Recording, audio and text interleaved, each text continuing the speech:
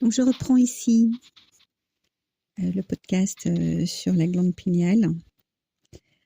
Donc, il est essentiel, effectivement, d'interdire toute autre forme de connexion, de contact qu'avec nous-mêmes. Sinon, on consent au piratage. Parce que même si on a les meilleures intentions de connexion avec des êtres que nous croyons, pour lesquels nous sommes convaincus du haut degré de conscience, à partir de ce moment-là, il peut y avoir une multitude de ces doubles dans l'astral de ces êtres-là. Donc, il vaut mieux éviter. Il peut aussi être une bonne piste, d'émettre l'intention depuis un espace neutre sans émotion, d'activer une cage de Faraday autour des nouvelles antennes saines. On se connecte donc uniquement en fonction de vos propres paramétrages, à la supraconscience, aux parts des fragments de conscience, de la même conscience qui sont davantage fusionnés et lucides, à notre esprit, donc à nous-mêmes hors matrice. Alors quand la fusion est suffisamment importante, il y a un pourcentage de fusion suffisamment élevé, donc on est suffisamment lucide, reconnecté à soi, les subterfuges des gardiens ne fonctionnent plus. Tout ce qui est reconnecté avec l'esprit l'est définitivement au sein d'une même matrice, parce qu'effectivement c'est encore autre chose quand il y a une nouvelle fragmentation lors de la venue, la naissance d'un nouveau cycle matriciel. Donc l'esprit est plus fort que tout. Nous reprenons hors de cette simulation les commandes de la manette du jeu. Les gardiens ont coupé l'accès à l'esprit en détournant la pinéale pour expérimenter, pour garder l'expérimentation de leur personnage et l'illusion de pouvoir à travers le vol d'énergie du pouvoir créateur des fragments de conscience.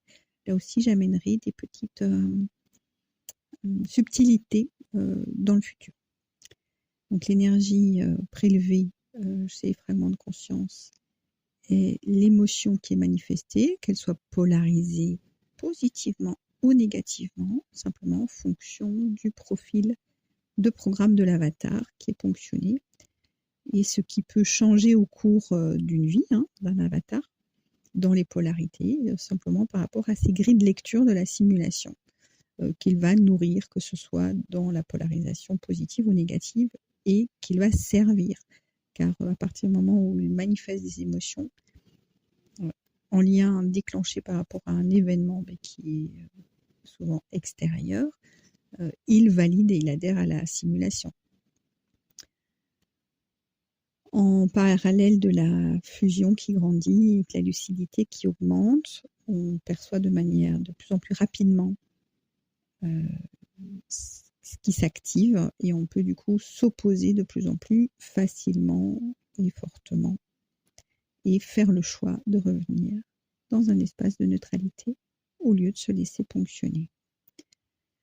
En cette fin de cycle matriciel, il y a de plus en plus de glitches qui apparaissent par rapport aux fissures dans la matrice, et ce qui a activé une augmentation du rythme de bombardement des programmes pour détourner l'attention des fragments de conscience, qu'ils n'aient pas le temps de poser leur conscience sur l'illogisme ou des événements qui sont pas du tout logiques, enfin, qui sont étranges. Du coup, il y a eu une augmentation de la récolte d'énergie émotionnelle pour activer un maximum de fatigue.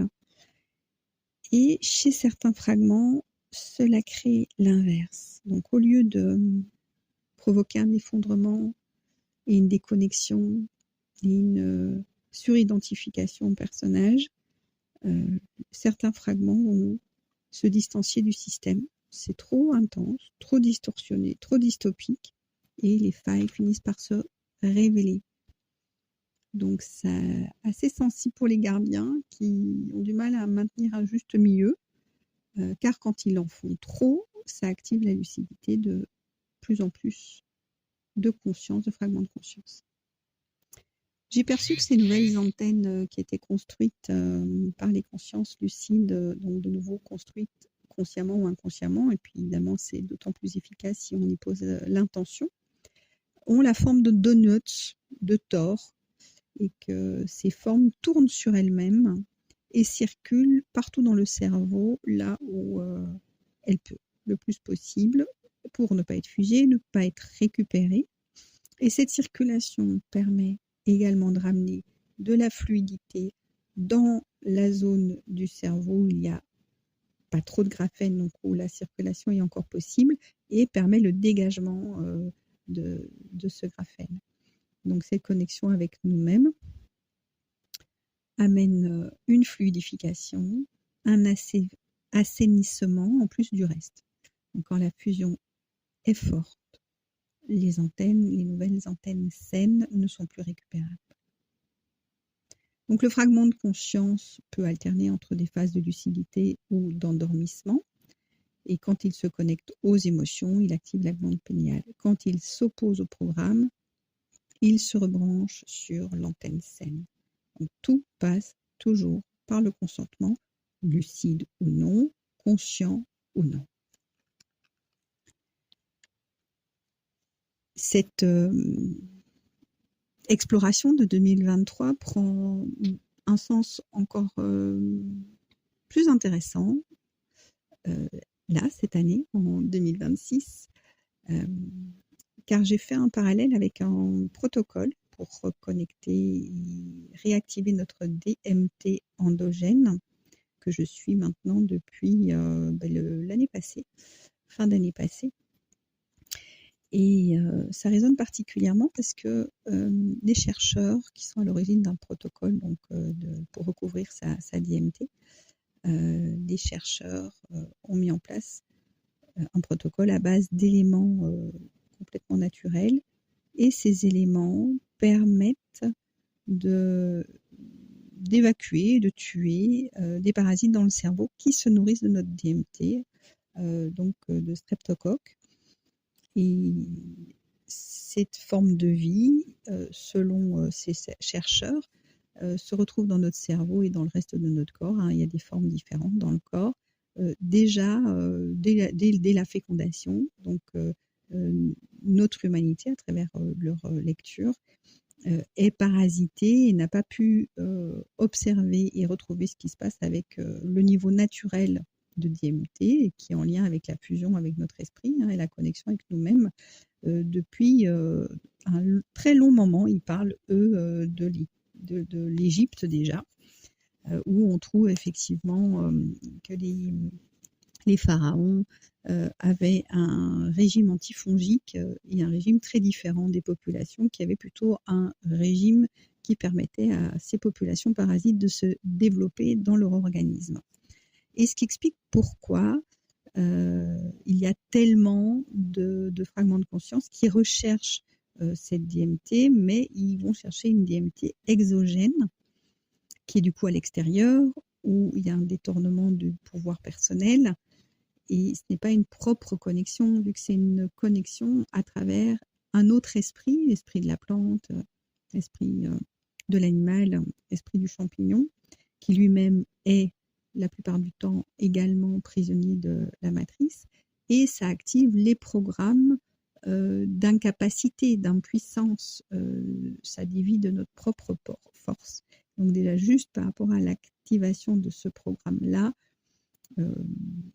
avec toutes les expériences que j'ai pu observer, tout ce que j'ai pu expérimenter, connecter, je déconseille complètement d'activer cet axe-là d'expérimentation autant que possible, autant cultiver notre propre DMT et développer notre connexion avec notre esprit.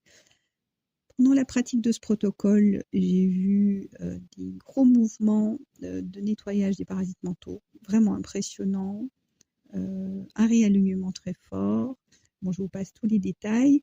Et surtout, ce qui était le plus impressionnant jusqu'à présent, c'est des masses de gélatine transparente qui ont quitté le cerveau, qui ont formé des boules, des bosses de taille quand même qui auraient pu être préoccupantes et qui ont migré à travers les yeux, les sinus, la gorge, jusqu'à maintenir mes yeux fermés.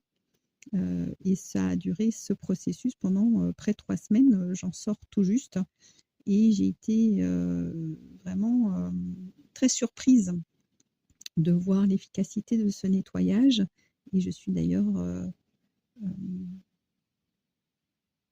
observatrice de ce qui va s'activer suite à ce travail de dégagement de la part physique.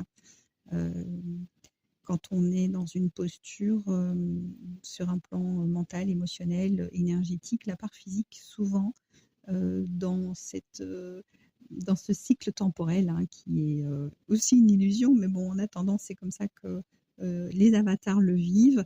En général, la manifestation dans le physique met beaucoup plus de temps et c'est ce que je perçois, ce qui se passe chez moi à travers le suivi de ce protocole, hein, suivre un protocole et prendre des éléments naturels de traitement de nettoyage. C'est comme activer un code par rapport qui vient soutenir une intention sur le plan dans lequel cette intention est activée.